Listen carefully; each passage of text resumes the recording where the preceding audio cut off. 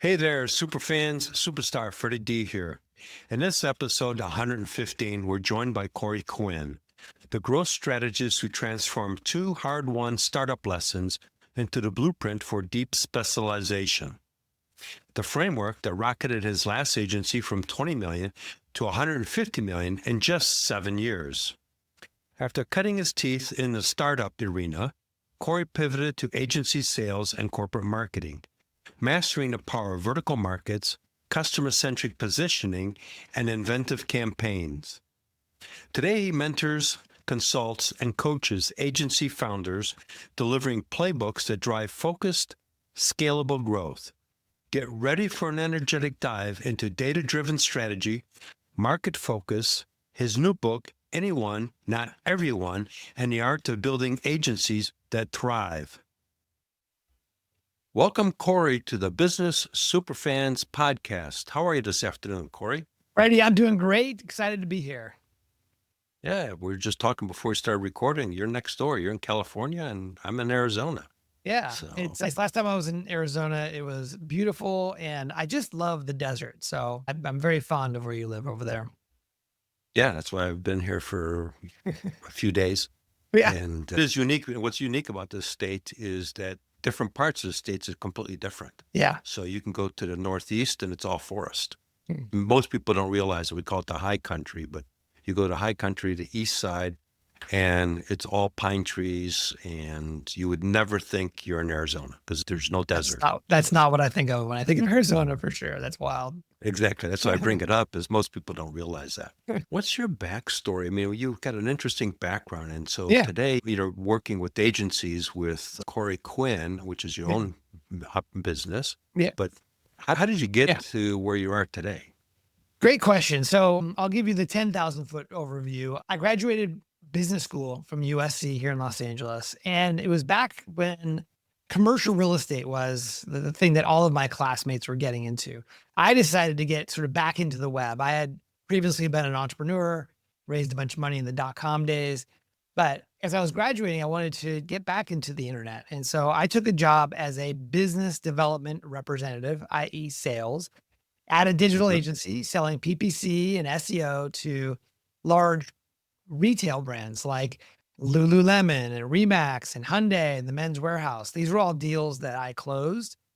And I love sales. I love the sales process. I was the top salesperson there for 19 consecutive quarters.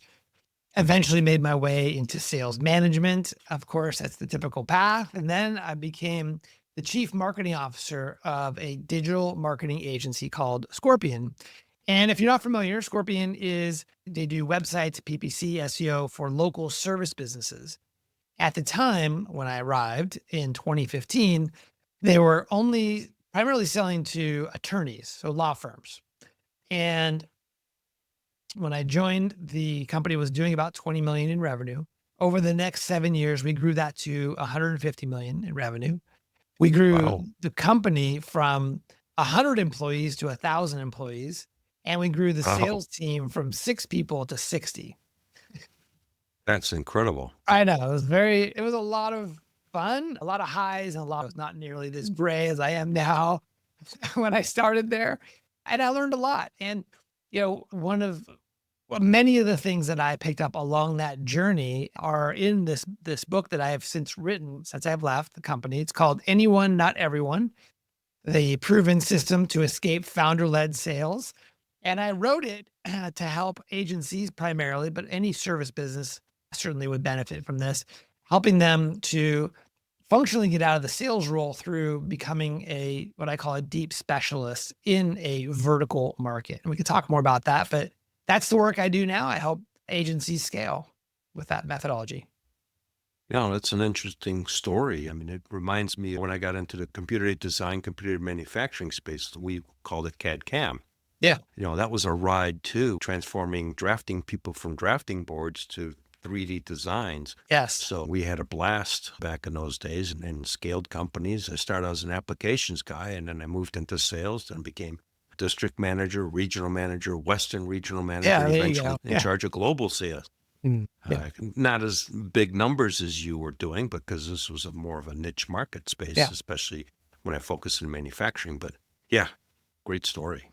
The interesting, when I joined in 2015, it was already an established business and the founder brought me in. I was an outsider. The company was basically all the local kids that lived around the founder. It was very much all the local high school kids all worked together, all knew each other, all grew up together. I was an outsider. I came in because they realized that they were successful by many definitions.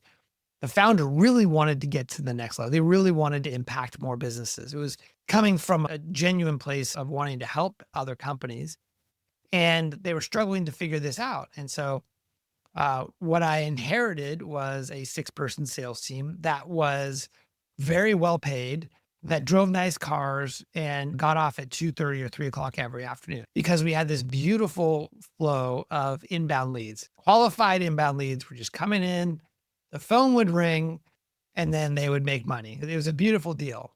The challenge was that the founder wanted to accelerate this growth. Like, we were good, but he wanted more. And so the challenge I had in charge of helping to grow the revenue for the company was, how do we accelerate growth beyond just the inbounds and the referrals we were getting? And so what we did is we did what most companies do when they want to grow faster than the inbounds are supporting them, which is, you want to guess, Freddie? What did we do? Back to existing customers. Existing customers. We did that a little bit, not as good as we could have. We probably should have read your book. But what we did was we started going outbound. And Okay. we paid companies like Dun & Bradstreet and others a lot of money to get their lists. Back in the day, there was no Apollo or anything like that. It was, and you'd get an Excel spreadsheet with a couple thousand businesses. These were attorneys we were targeting. And of course, we started going through that list, and you Old-fashioned realize, prospecting. old fashioned, baby. Fashion Yeah. prospecting. And what you find is about half the leads in that list are dead or gone, out of business, and you just don't know which half that is. So it was very, very laborious. And we did, as we were going through, of course, we would cold call. We'd try to get an appointment Sure. with the attorney. And if you're familiar with attorneys and other professional service firms, they have a gatekeeper. Yeah, we call them gatekeepers. And we couldn't get past the gatekeepers because their job was to stop us at the gate, not to let us through, type of thing. And so we struggled a long time. And you can imagine the sales floor that was once this amazing place to work where you had all this opportunity and money and all these things. And we had to go into that room and say, hey guys, we need to start picking up the phone and start making dials, start doing outbound dials. And they were not happy with that. A lot of resistance went into that. And when they would do it, we weren't that successful. Like, if I don't know if you've ever done much cold calling, or anyone listening to this has done a lot of cold calling, it is a high activity, low yield tactic. And it's psychologically very tough over the long run. It's getting told no over and over again. Frankly, it sucks. And so we struggled for a while until we decided to send gourmet cookies ahead of the cold call. So what we did is, this was the founder came up with this. It was brilliant. We sent gourmet cookies before we ever picked up the phone and sent them cold to the prospect. And because they were amazing and it was very thoughtful and out of the blue, what happened They would was take the call. they would They would take the take the call. call. The cookies would arrive, and everyone in the office is standing around the receptionist desk saying, who brought the amazing cookies, right? And all of a sudden the name Scorpion, the agency I worked for, was bouncing off all the walls. By the time we would call to follow up, it went from the traditional, like, no, please leave a message, to, Oh, yeah, you guys. you're the ones that sent the cookies. Hold on, let me put you Right. through. Right. And right. It's a game it- changer. Yeah, it changed. Go ahead. Well, you reminded me a couple things. One was cold calling prospecting. Years ago, we went, and this regional manager, no, it wasn't a regional, it was VP. And he flew everybody in until I was in Chicago at the time. And we went to Ohio, and we were all in the room, and we were all dialing. And I can't remember the sales guy's name, but every one of us was the same guy. Mm. We were cold calling for him. So I'll just say his name was John. So I would be saying it's John, setting up appointments. You'd be calling up and saying, you're John. That other guy would be calling up and saying they're John. And everybody had Wow. a list. And we all pretended to be John. And we Wow. got some appointments for John. We crushed it all day long. We had party, lunch, fun blast. It was a fun day. Yeah. And that's how right. we made it fun, so that it didn't get grinding. Yeah. Because, prospecting can get grinding. Yeah, absolutely. And the other thing that you bring up, I did something different, and I want to just share the story. Please, of course. I was selling into manufacturing space. And so what I would do is you guys sent cookies. I would send a letter, but I had an ace up my sleeve. And it was inviting them to a lunch and learn to understand how Yeah. the technology was transforming manufacturing. So it wasn't positioned as, hey, look how wonderful our software is. It's no, hey, look, the market's changing. You need to become aware of what's happening. Mm. And we were in executive suites, and I would hire the gals and then have them contact the guys Right. into the manufacturing space and invite them to lunch. Right. They would take the phone call. Yeah. Perfect. I love it. And so it was positioned so that they felt like, hey, I get to go have some free food, learn about something that's going on, and maybe I get to hang out with the lady who called me too. Yeah. Right. Different approach, but Different similar approach. tactics. Exactly. And so we learned that this worked not just on a kind of experimental basis, but we figured out how to scale this over the long run. And so what we ended up doing at the end, that was the beginning state. The end state was we had these 60 salespeople, and every quarter we worked with them to develop a target list for this, what I call gift-based outbound. And every quarter, 250 of their leads would get a gift. And guess what they would do the rest of the quarter? Follow up on the gifts. Right. And The then money's rinse and in the repeat the follow-up. next quarter. Yeah, exactly. It's a much better follow-up. Salespeople are much easier, much more willing to follow up on a gift versus a cold call. Trust me. Well, remember the movie Wall Street, where Yeah. Charlie Sheen is sitting outside the office, and finally she gets him to see Gecko, Yeah, Gordon. exactly. Forgotten Same about that. approach. Same approach. But- The output of this is that we would sell 600 deals a quarter. Half of those were from outbound. Wow. This methodology. So 300 deals a quarter came from cookies and other gifts that we'd send. We'd have to send other things besides cookies. Although we were known in the space as the agency that send the cookies, we would get calls from prospects who we didn't have on the list, and they'd say, "You're sending everybody cookies but us. What's wrong with us? Why haven't you sent us any cookies?" That's funny. Yeah. So we That's figured out funny. how to scale the outbound and kind of operationalize that. Another thing that really helped us with our growth was taking a vertical market approach. And what that means is it's a specialization. So in a service-based business, you could, whether it's accounting or marketing services or whatever, you can specialize in what you do, or you can specialize in who you do it for. So we only do accounting for the restoration industry, or we only do digital marketing for dentists. Alternatively, you could specialize in both. We only do TikTok videos for dentists, right? That's very, very specific. But what Sure. I found was at Scorpion, when I arrived, they were focused on attorneys.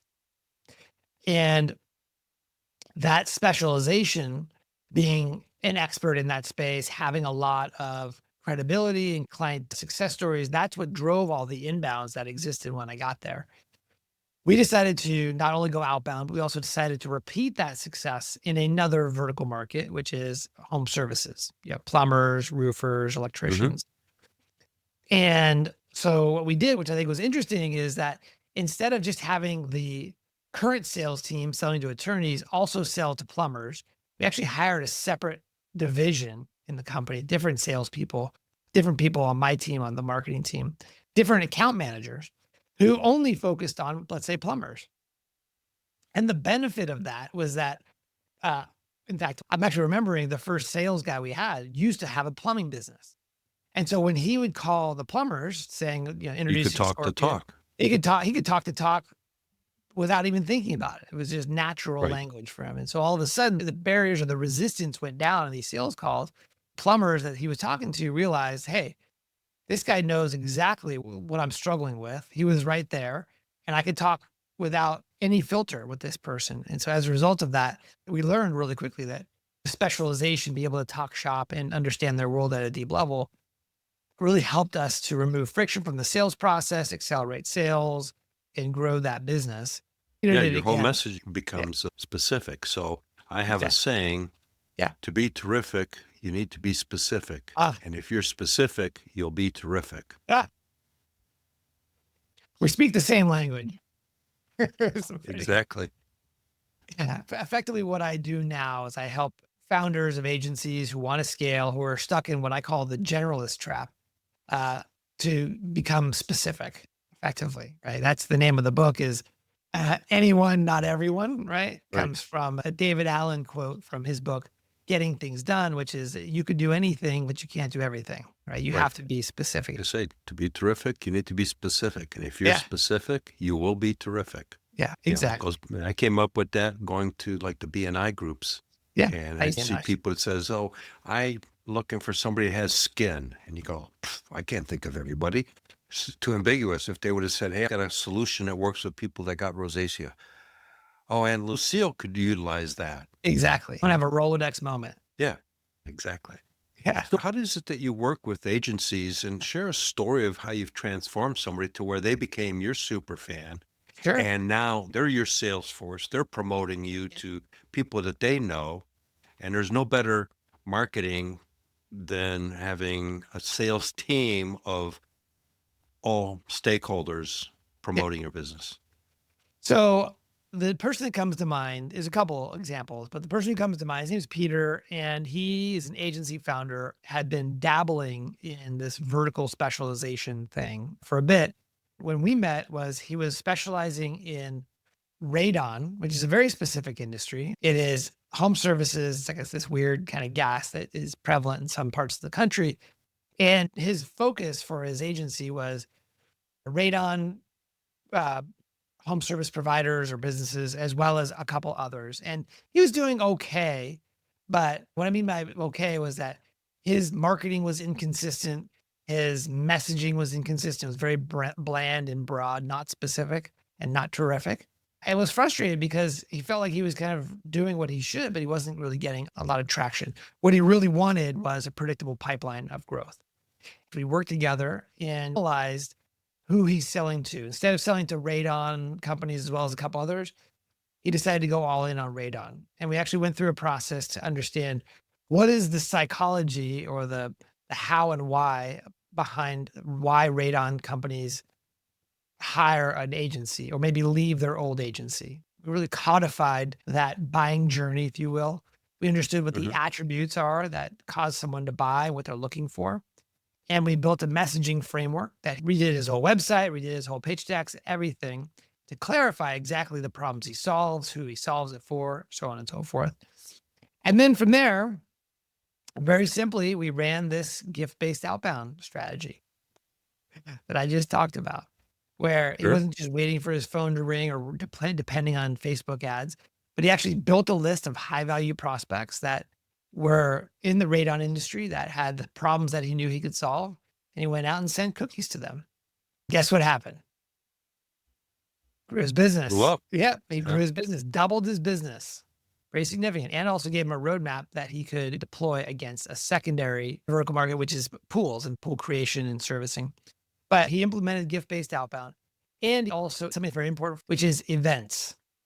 Going and spending time at industry events and getting belly to belly with these folks. Right? This is how business gets done is that we want to shake your hand, look in your eyes, especially for those agency founders who are listening, who many people that you're trying to serve have been burned, like it or not, at some level. And it's very hard for them to trust. So the best way to build trust is go meet that person and go spend some time with them, have an experience, get some cocktails even. That's a way to used to build trust. I used to do that in the CAD/CAM industry. We would have trade shows and people would come in to visit the trade shows and you talk with the potential customers. I'd be in Germany, for example, at a 10-day long manufacturing trade show worldwide, but you got a chance to build some relationships. You got to know some other people from the industry.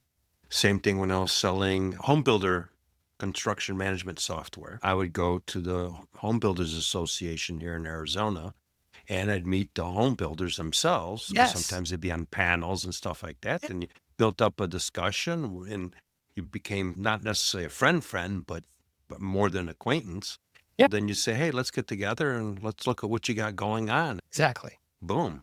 You're in the conversation. Yeah. I got a question for you here, Please. Corey, is when you sent the gifts, was it just a gift by itself with no message or nothing like that? Or was there a little bit of a message? We learned the hard way you had to include a message. That's what I was thinking. And the gift arrived. They were like, "Oh, that was you. We didn't really know who these cookies were from. We just they arrived and they looked amazing." And even better is creating some context or some story around why you're sending the cookies. For example, Peter, who I'm talking about, wrote this really wonderful story about how his grandmother used to bake these amazing cookies and how it had a big impact on his life about being the best at doing something. And so that's what he has dedicated his life to. And so he wanted to share what it was like to get some amazing cookies, right? So it would put a smile on someone's face. It wasn't just a Sure. quid pro quo. I was sending you these. Are you available to meet on Tuesday? Type of thing. It was much more of a relationship builder than anything else. No, it's very clever because you're really connecting emotionally. That's where it Yes. really was going at. I was thinking Yes. of a couple places or a couple ways, but really at the end of the day, you're making an emotional connection. That's And people buy emotionally and they justify logically. that's So right. you open up the door emotionally for those people because of the fact, one, they got a surprise. So that puts a smile on their face. Then they taste a high quality cookie. So they're even more Right. excited. Now they're really going to take the time to read the information. Yes. And, you probably got some inbound calls as well out of that too. Yes. Yeah. The way I teach it is you don't rely on the inbound. You have to do the follow up because chances are the minute they're eating that cookie and they're in that beautiful moment where you want to talk to them, but then their phone rings or they get a text message from their wife or whatever that is. Right. And then they intend to follow up, but they never do. So you have But to do the follow up. It's critical. follow up is everything. It really is the magic that transforms the opportunities because I have a saying that you've got a 15-minute window from an inbound lead that comes into through Yes. your website to respond. If you don't respond within 15 minutes, it's Forget most about it. likely gone. Yeah. Yeah.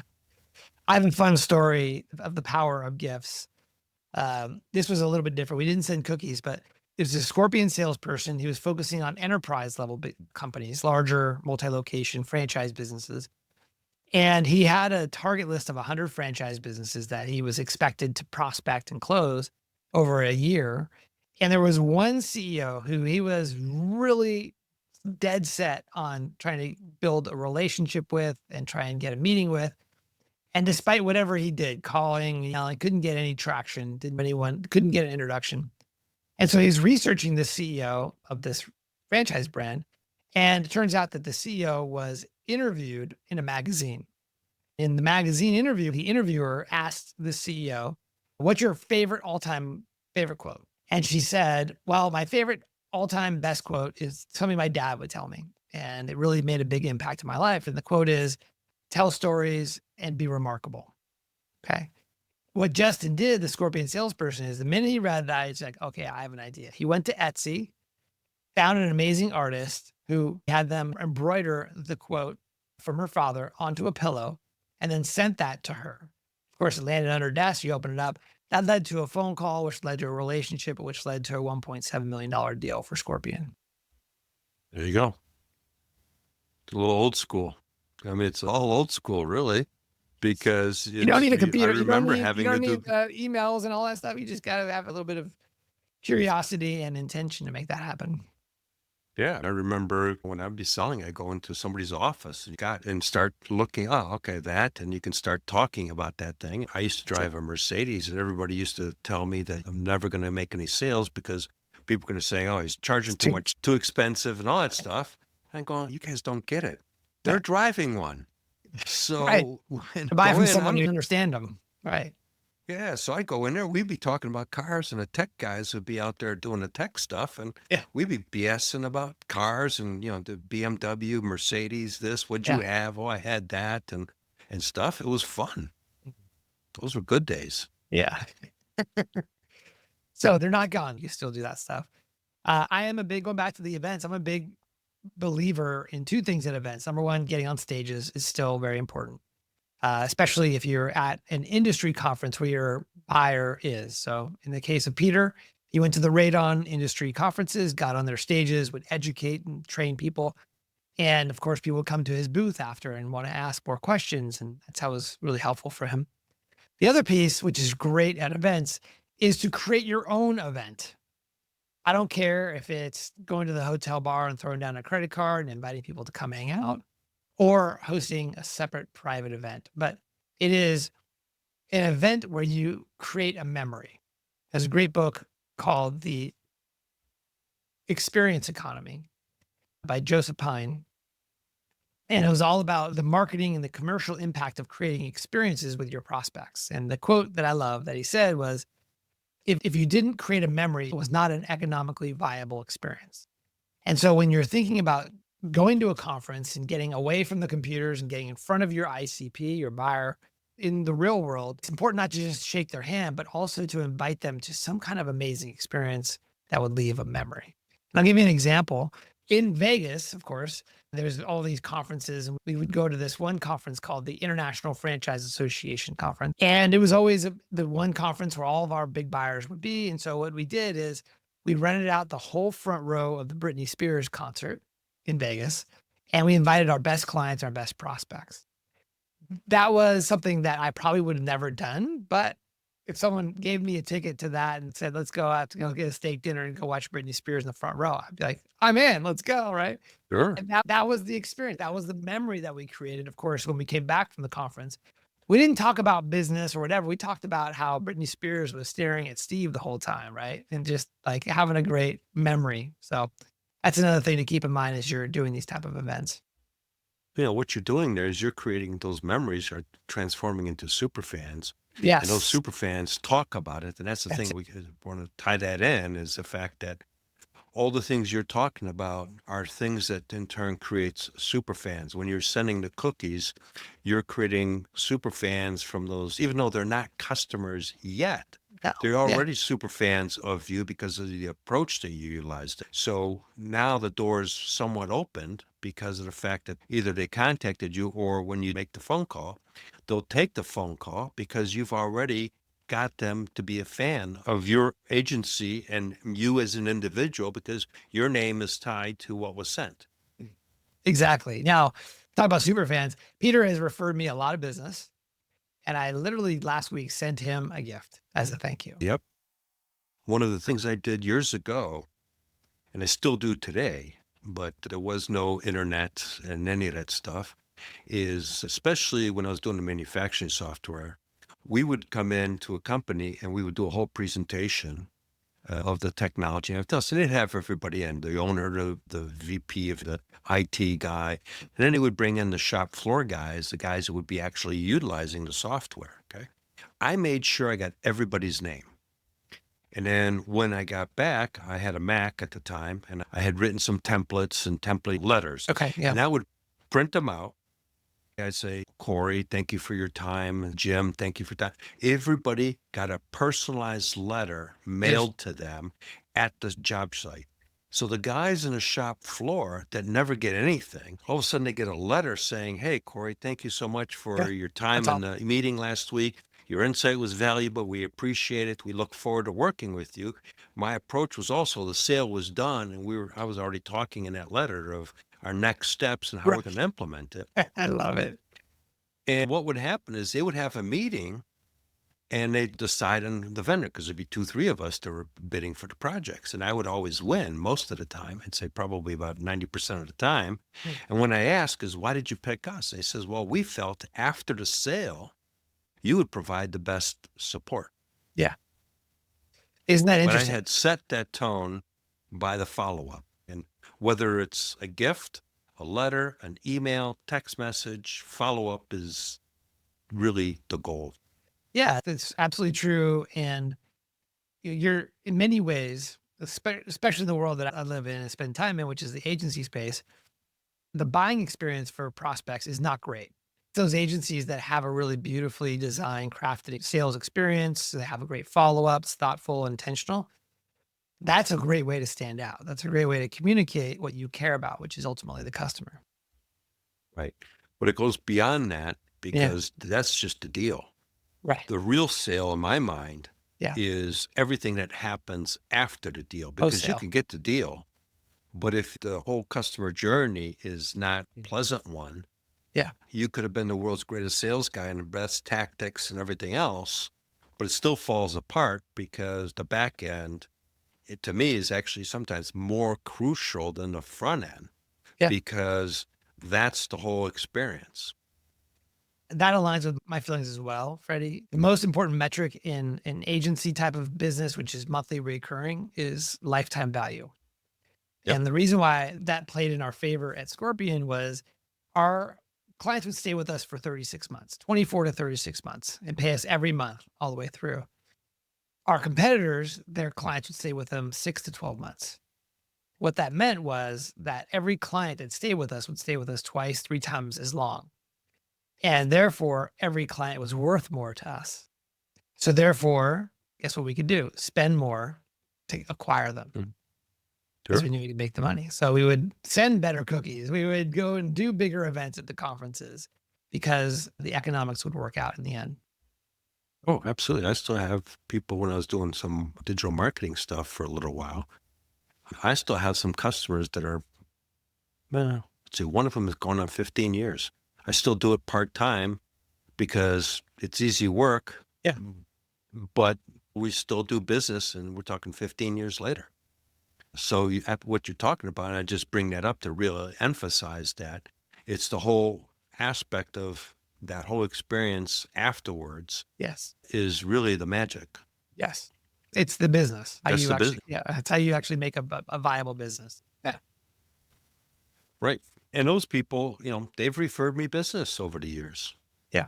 It's great.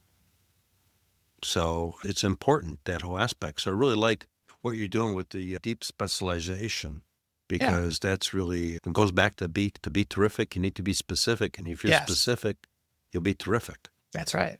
And that's what you're doing. You're helping people be specific. Exactly. So they can become terrific in the market that they want to be in. That's right. The buyers care about whether or not you know their problem and how to solve it specifically. Yeah. Well, it's one of the things when I was on construction management software, it would be, where do they see themselves in a couple of years? That would be the conversation. How can I help them get there? This is just a tool. There's other construction management software. They do the job, otherwise they wouldn't be in business. So I differentiated myself, which is what you're doing and you're helping your clients do, is, okay, let's get out of the widget conversation. Let's get out of talking to strategy and how can we help you get to where you want to get to. And now it's a whole different conversation, and money really doesn't become part of the conversation till the very end. And it's not even part of the issue anymore. Right. Because they're down the road. Yeah. You're already down the road. Right. Yeah. Yep. Yeah. Corey, as we're kind of wrapping up towards the end here, how can people find you? Well, Freddie, I'd love to offer your audience a free audiobook version of my book. They can download it. That's very generous. Yeah, they can download it from anyonenoteveryone.com. It's anyonenoteveryone.com. It includes the full audiobook. It's me narrating, so it's kind of like you get a little strategist in your pocket. And then it also comes with bonuses like videos, worksheets, templates, and so on and so forth. It's a very sort of how-to practical book, and so give you all the things you need to be successful, to follow the 5 steps in the book.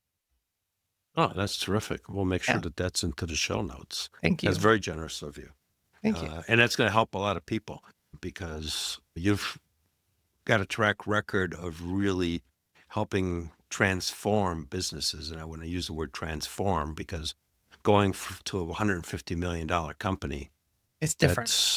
It's a different ballgame. Yeah. If a person company to 1,000, like we didn't have an HR department at 100. You have an HR department at 1,000 for sure. Yeah. It's a completely different model. And now what you're doing is you're really helping that smaller agency scale. Yeah, that's it. From experience.